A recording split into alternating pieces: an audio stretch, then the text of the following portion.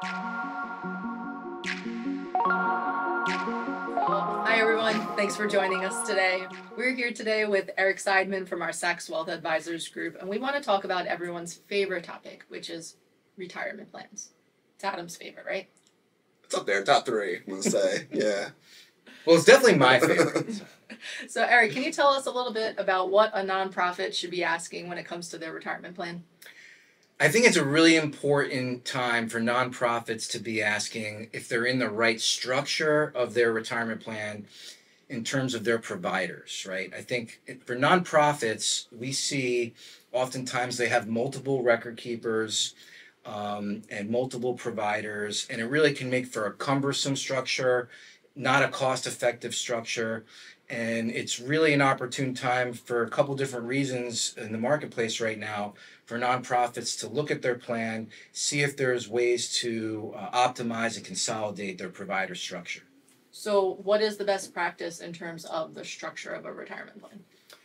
So really the trend has been, especially in the for-profit world, and the nonprofit space is really moving in that direction too, is to have one independent fiduciary advisor or an independent consultant that is separate and apart from your record keeper or your third-party administrator, TPA provider.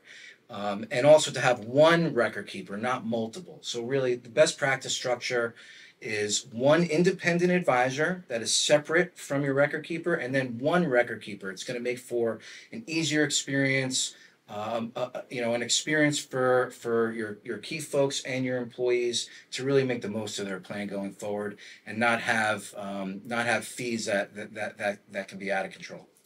So Eric, you were kind of mentioning trends before. So some new laws passed, Secure Act 2.0, some regulatory changes.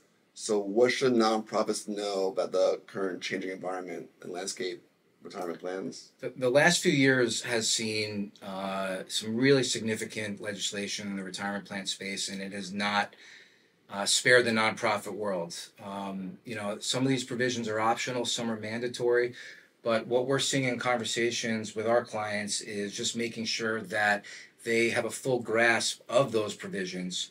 There's about 90 different provisions that were just recently passed in the most recent round of legislation. You mentioned the Secure Act.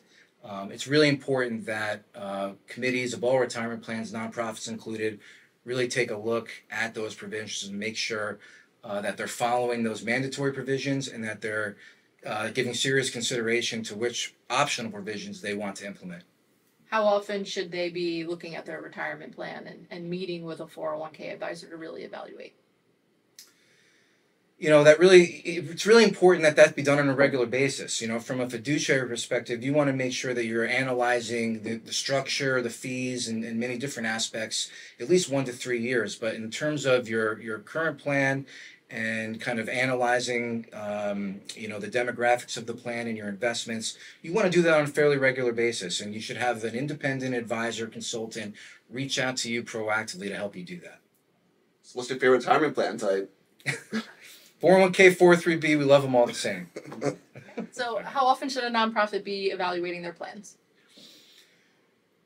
Really evaluating their plans, it's really important that you take a good hard look at your plan at least every 3 years, right? But really, it's really the job of having an independent fiduciary advisor to help you consistently analyze your plan on a more regular basis throughout the year, whether that's quarterly, biannually, or at least annually, to make sure that you're fully analyzing your plan, not just about investments, but also the provisions that your employees, ultimately are utilizing the plan with. So that's, really important that you have somebody proactively helping you.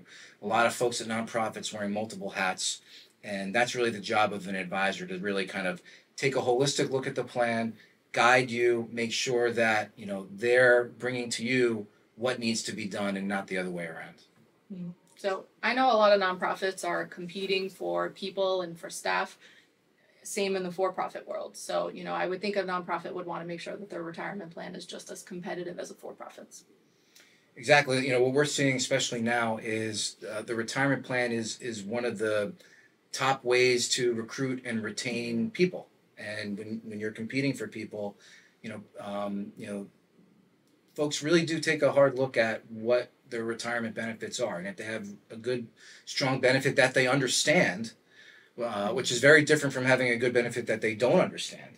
If you have a benefit that you understand and that you value, you're going to think twice before leaving that organization. And at the same time, that's going to be a very strong draw to joining an organization. And it also gives folks a lot of comfort that if an organization has taken the time to be thoughtful in the type of benefit plan that they're offering, that they're going to be thoughtful in other areas too. So it does give employees comfort, when they're making their employment decision. Well, I think retirement plans are not my favorite topic, so no longer top 3, top 1. You sold me. So how about this? One last takeaway. If someone's watching this and can't remember anything else besides one item, what would you say? What's the one topic? I think if you are on a retirement plan committee for a nonprofit, it's very important that you take a look at the type of structure that your retirement plan is in currently, and if it's the right structure for you, whether it be the number of record keepers or other providers that you have, and whether or not you have a true independent fiduciary advisor that is separate and apart from your other retirement plan providers. That's the best plan structure. That's what's going to get your nonprofit to have a meaningful retirement plan, that you're offering that your folks going forward. See her here, right here, with Mr. Retirement Plan. So now you know what to do. Well, thank you for watching, Eric. Thank you. Thank you. Till next time.